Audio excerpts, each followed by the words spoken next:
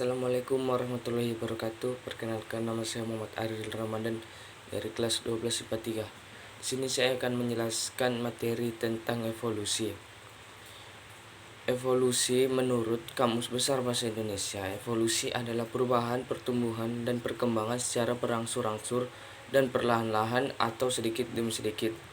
Secara harfiah dapat diartikan sebagai perubahan perlahan-lahan. Kategori evolusi.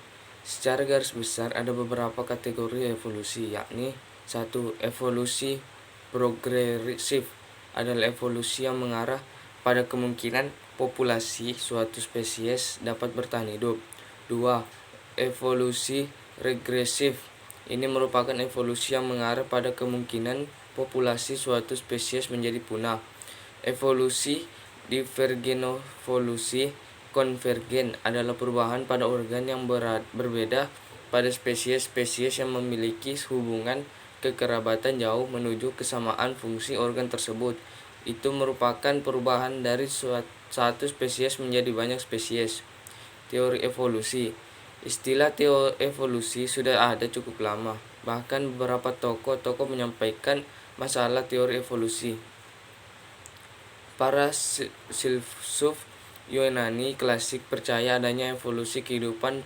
Plato 427 hingga 247 Masehi percaya pada dua dunia, yaitu dunia yang ideal dan abadi serta dunia maya yang tidak sempurna. Kedua dunia tersebut dapat dipahami dengan menggunakan alat indera manusia. Menurutnya, evolusi akan mengubah dunia yang organismenya sudah ideal dan teradaptasi sempurna dengan lingkungannya. Aristoteles 384 hingga 322 sebelum Masehi menganut teori skala alami. Skala alami tersebut membahas bahwa semua makhluk hidup disusun menurut suatu skala atau tangga yang kompleksitasnya meningkat ke arah atas. Pada setiap makhluk bentuk kehidupan mempunyai suatu tangga dengan anak tangganya yang masing-masing berada pada tingkatan berbeda. Pandangan Aristoteles soal hidup ini berlaku selama 2000 tahun. Spesies diyakini telah permanen, sempurna, dan tidak berkembang lagi. Pada tahun 1700-an, perkembangan ilmu biologi di Eropa dan Amerika didominasi oleh teori teologi alam. Carolus Linnaeus menjelaskan bahwa semua tumbuhan dan hewan yang ada sekarang awalnya dengan serentak diciptakan di atas bumi dengan satu ciptaan saja. Teori evolusi Darwin. Pada abad ke-19, manusia naturalis asal Inggris Charles Darwin berpendapat bahwa organisme muncul karena evolusi. Ia memberikan penjelasan ilmiah yang pada dasarnya benar tapi tidak lengkap, menjelaskan ilmiah tentang bagaimana evolusi terjadi dan mengapa organisme memiliki ciri-ciri seperti sayap, mata, dan ginjal terstruktur dengan jelas untuk melayani fungsi-fungsi tersebut. Seleksi alam adalah konsep dasar. Seleksi alam terjadi karena individu yang memiliki sifat lebih berguna, seperti penglihatan atau kaki yang lebih cepat.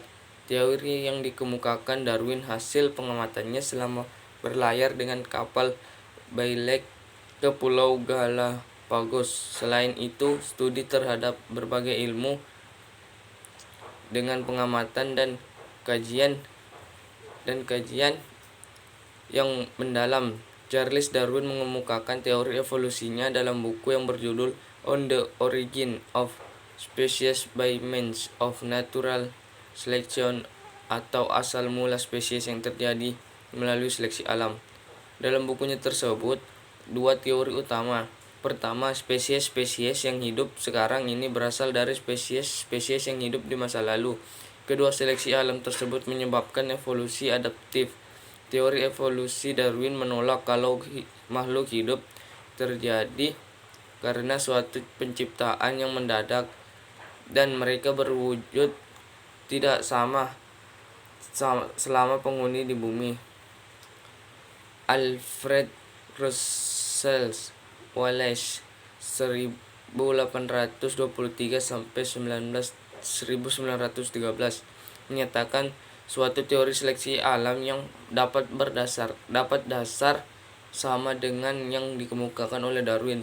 Teori itu berasal dari hasil ekspedisi ke daerah bekas jajahan Inggris di Malaysia, kemudian Borneo atau Kalimantan, Sulawesi, dan Maluku. Hasilnya menunjukkan jika fauna di Indonesia Barat berbeda dengan Indonesia Timur. Pengamatan lain tentang hukum alam yaitu terjadinya persaingan antara individu intra maupun interspesies atau survival of the fittest. Charles Darwin dan Alfred Russel Wallace punya pendapat mengenai jerapah. Jerapah awalnya memiliki variasi panjang leher, ada yang pendek, ada yang panjang. Seleksi alam lebih menguntungkan jerapah leher panjang. Jerapah leher panjang bisa menjangkau daun yang tinggi, bisa bertahan hidup, sedangkan leher pendek tidak bisa. Jerapah leher panjang diwariskan pada keturunannya. Pada generasi berikutnya, leher jerapah tetap bervariasi, tapi didominasi oleh leher jerapah panjang. Sekian dari saya. Wassalamualaikum warahmatullahi wabarakatuh.